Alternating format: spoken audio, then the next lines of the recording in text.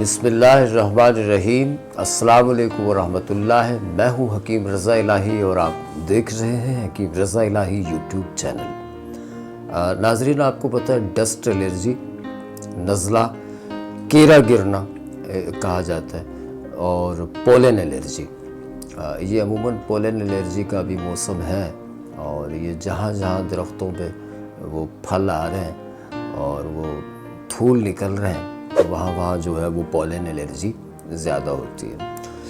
تو dust allergy کے لیے یہ ہوتا ہے، یہ اس کو ہم طب میں دائمی نزلہ بھی کہتے ہیں۔ دائمی نزلہ جو ہے وہ اس کا یہ ہے کہ اس کے لیے اینٹی الرجک میڈیسن دی جاتی ہیں، ان کے کھانے سے طبیعت میں تھوڑی سی غلودگی ہوتی ہے اور نزلہ جو ہے وہ رک جاتا ہے، لیکن اس کے ساتھ ساتھ طبیعت میں سستی، کاہلی اور اس طرح کی کیفیت بھی ہوتی ہے، اور یہ ادویات مسلسل کھانا پڑتی ہیں، یا کبھی ویدر چینج ہو تو نزلہ یا کیرا جو ہے وہ گرنا شروع ہو جاتا ہے، اور یہی نزلہ کیرا جو ہے آگے چل کے یا یہ ڈسٹ الرجی جو ہے آگے چل کے بالوں کو سفید کرتی ہے، نظر کو کمزور کرتی ہے، اور اس کے ساتھ ساتھ کیا ہوتا ہے جی، آپ کی طبیعت جو میموری ہے وہ ڈسٹرب ہوتی ہے اس سے، اور آپ کی طبیعت مضمحل رہتی ہے، سست رہتی ہے۔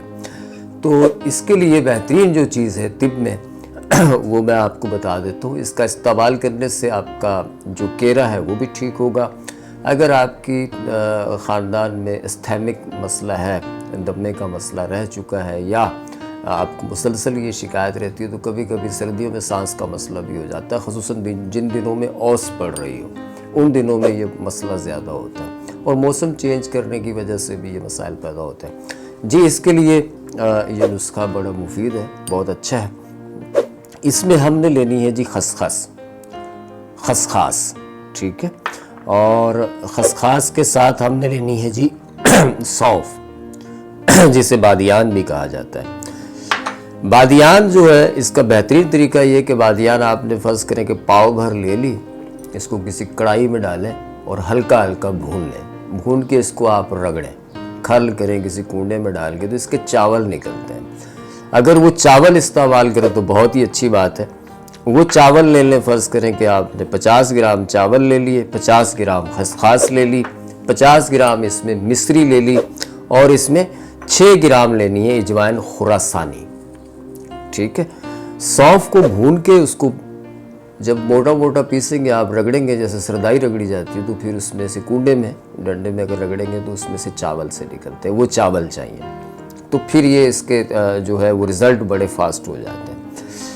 اچھا جی، اب اس نے آپ نے مصری جو ہے وہ بھی شامل کرنی ہے 50 گرام کے قریب، ساری چیزیں پیس کے رکھ لیں آپ، اور اس کا 1 ٹی اسپون صبح ناشتے کے بعد اور رات سوتے وقت جو ہے وہ آپ لیا کریں۔